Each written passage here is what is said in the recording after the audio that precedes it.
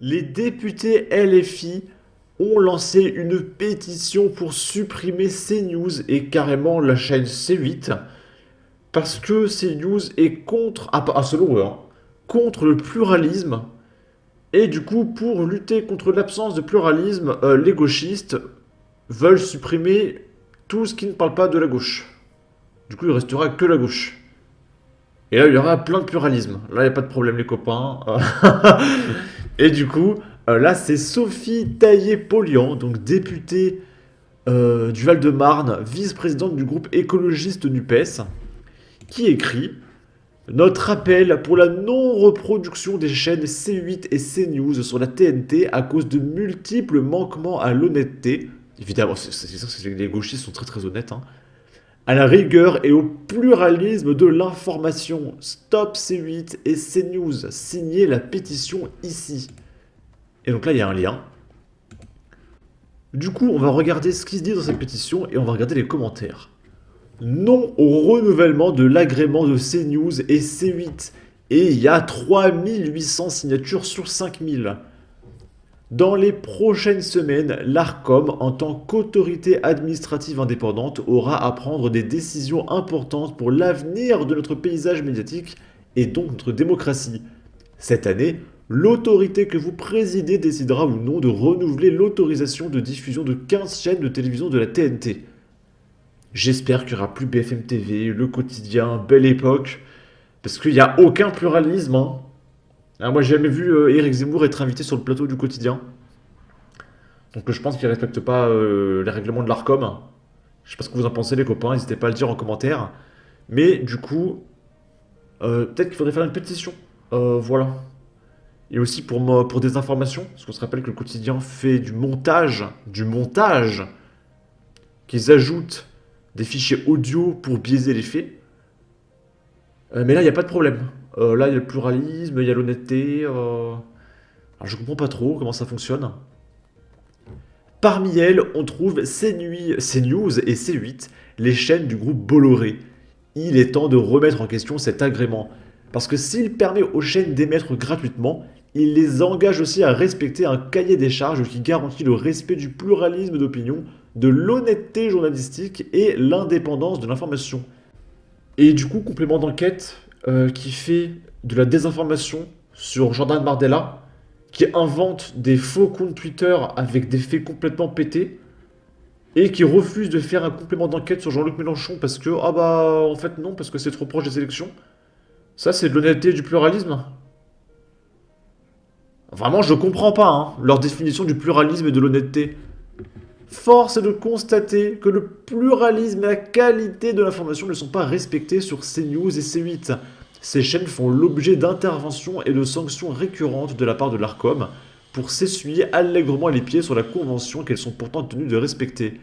Pas moins de 34 interventions ont été recensées en 2 ans pour signaler des faits de désinformation, de faits très très méchants, d'incitation à la haine, de non-respect du pluralisme, d'un manque d'honnêteté dans l'information ou encore en raison de la prépondérance du temps de parole accordé à l'extrême droite en période électorale.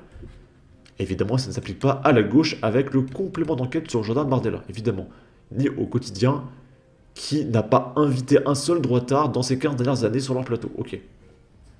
Il est insupportable de voir diffuser de tels propos, de savoir que des millions de nos concitoyens et concitoyennes y sont confrontés, que l'identité de certains et certaines d'entre eux est insultée régulièrement à la télévision.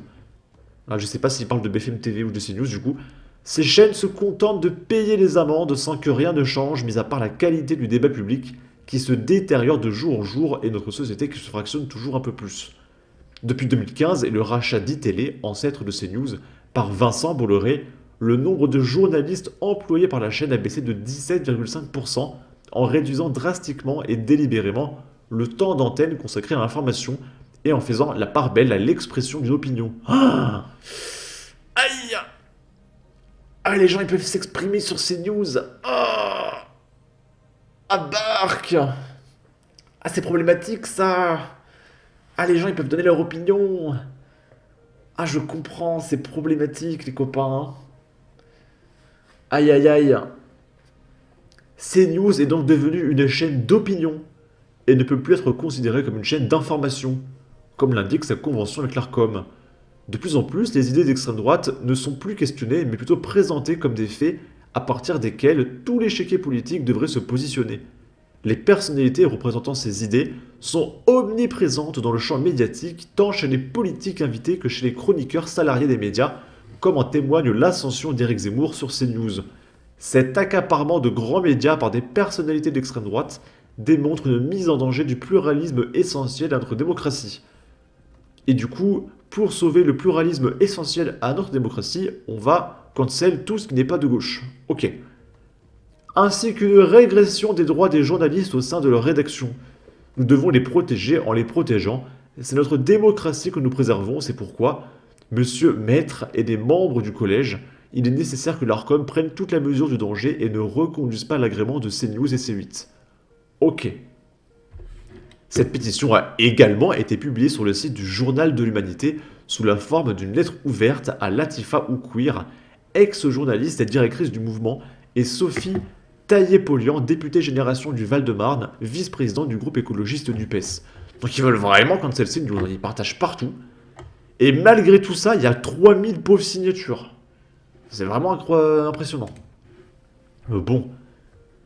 Hashtag non au renouvellement. Hashtag non au renouvellement. Elle le met 4 fois. Hein. C'est une députée du PES, hein, c'est pas un bot, d'accord. C'est une députée du PES. D'accord, qui fait des tweets avec spamming de hashtag. Alors déjà, je crois que tu peux te faire battre de Twitter pour ça. Tu es payé pour faire ce genre de tweet. Vouloir censurer une chaîne, c'est fasciste. Tu es fasciste. Oui au renouvellement. Argument.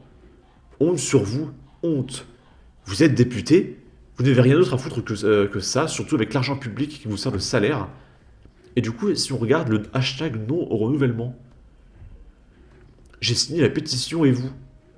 Hashtag non au renouvellement de la licence des maîtres de C8 et CNews. Et là, ils ont fait copier-coller, d'accord. Copier-coller. On va quand même pas discuter, hein, ça serait compliqué. Ok, ok. En tout cas, c'est passionnant. J'ai signé et vous. En fait, ils font que des copier-coller, hein. C'est des robots, en fait, les gauchistes. C'est à se demander si c'est pas des bots, honnêtement. Parce que c'est vraiment des messages copier-coller. J'ai signé et vous. Ok, si on descend un petit peu. Ces chaînes qui véhiculent des idées d'extrême droite à longueur de journée. J'ai signé la pétition. Et pourquoi il y a Cyril Hanouna? Ah, parce que TPMP c'est sur C8. Donc ils veulent aussi supprimer TPMP. Ouais.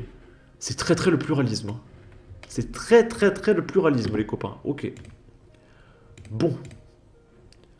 En tout cas, n'hésitez pas à donner votre avis, votre opinion, à partager, liker, commenter. Ça aidera au référencement de la vidéo sur YouTube. Abonnez-vous, suivez-moi sur Twitter. Et à la prochaine pour de futures vidéos. Ciao.